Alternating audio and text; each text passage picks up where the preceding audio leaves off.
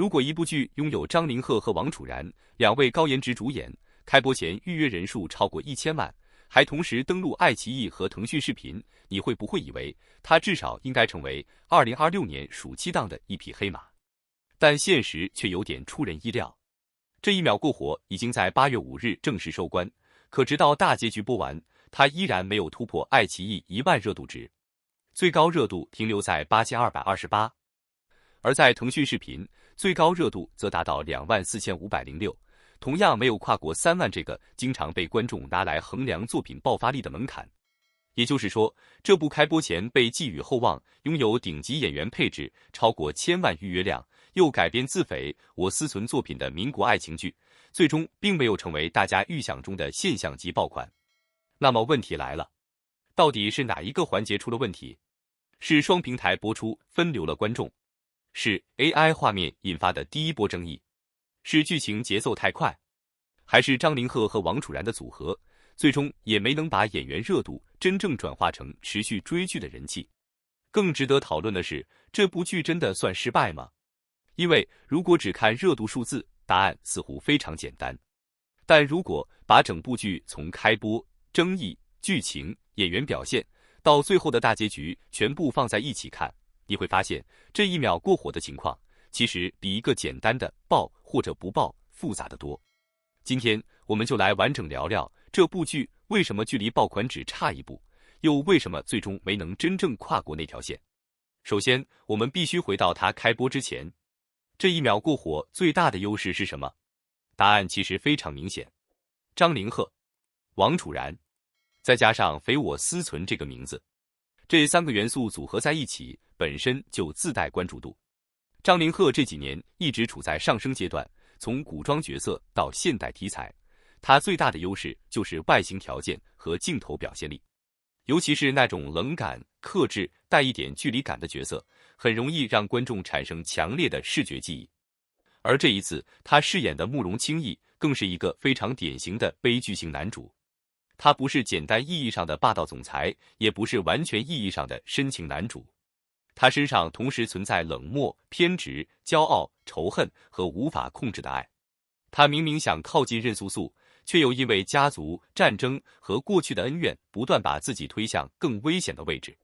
这种角色对于张凌赫来说，其实是一个非常适合发挥的类型。而王楚然饰演的任素素，同样承担着非常重要的情感功能。她看起来柔弱，却并不是真的软弱。她身上有骄傲，也有坚持。她必须一次又一次面对家族命运、时代变化以及感情带来的巨大伤害。所以从人物设定来看，两个人其实拥有非常强的悲剧爱情基础，再加上民国时期的服化道、家族恩怨、禁忌爱情、战争背景以及大量虐恋元素，按理说这应该是一套非常成熟的爆款公式。而开播之前超过1000万的预约量，也确实证明了观众曾经对它抱有非常高的期待。可是真正开播以后，第一轮风波却来得非常快。最先引发争议的并不是演员，而是 AI 画面。一部被期待了这么久的剧，在正式播出之后，却因为开场部分使用 AI 画面而受到大量质疑。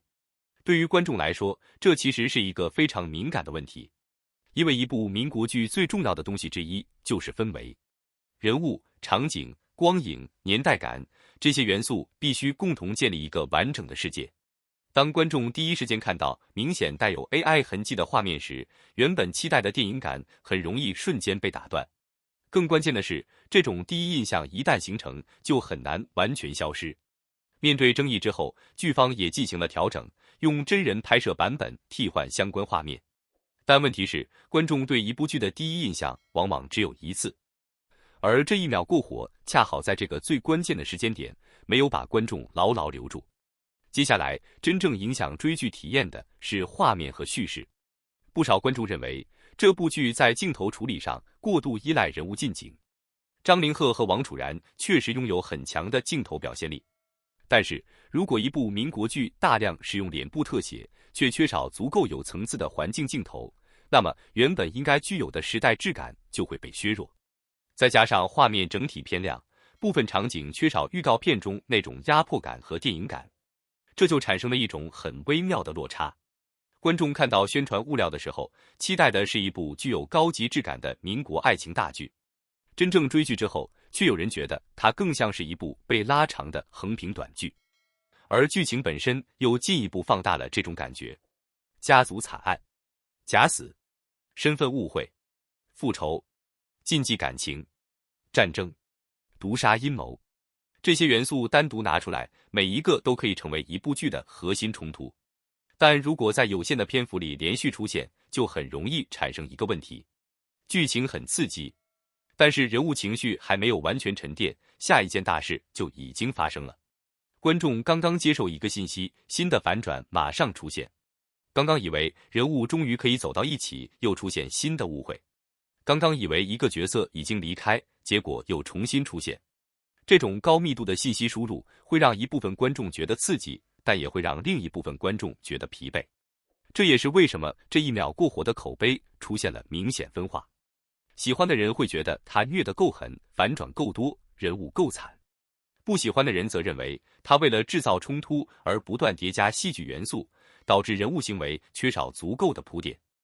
而豆瓣5.1分恰恰反映出了这种强烈分歧。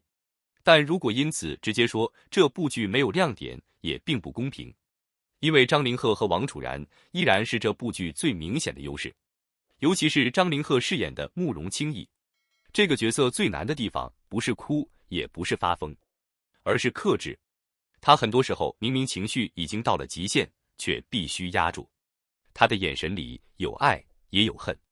有时候观众甚至很难判断，他下一秒到底会选择保护对方，还是彻底把自己推向毁灭。这种复杂的情绪其实非常依赖演员的眼神和微表情。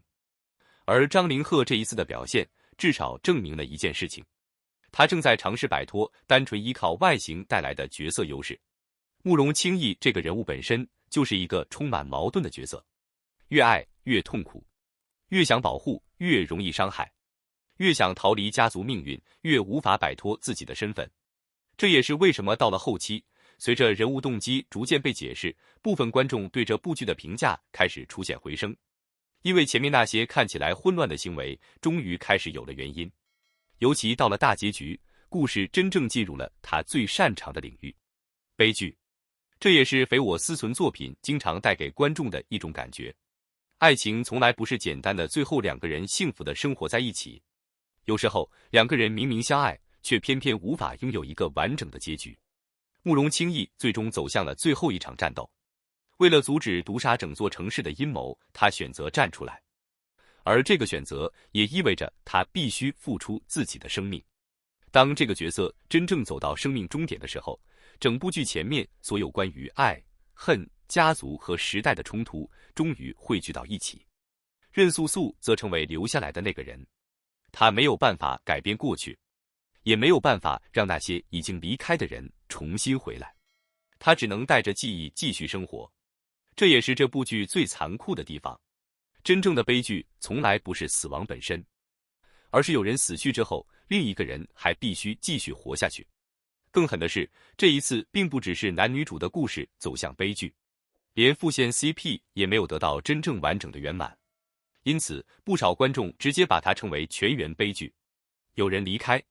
有人错过，有人相爱却不能相守，有人活下来却必须背负所有失去之人的记忆。所以，当大结局播出之后，观众的讨论重点也从这部剧到底好不好看，慢慢变成了为什么他们不能拥有一个好结局。而为了缓解观众的遗憾，剧方随后还推出了另一个时间线里的假设版本。在这个版本中，那些已经离开的人重新出现，他们出现在婚礼现场，曾经破碎的感情重新连接，曾经失散的家人再次团聚。那些在正式结局中没有完成的愿望，在另一个可能存在的世界里得到了满足。但必须强调的是，这只是一个假设性的平行时间线，它并没有改变正式剧情的结局。从某种程度上说，这其实也是制作方和观众之间的一次情绪补偿。现实已经足够残酷，那就给观众一个如果当初没有发生那些事情的世界。也许这就是很多观众愿意接受的原因。不过说回最核心的问题，为什么这一秒过火最终没有突破爱奇艺1万热度？其实答案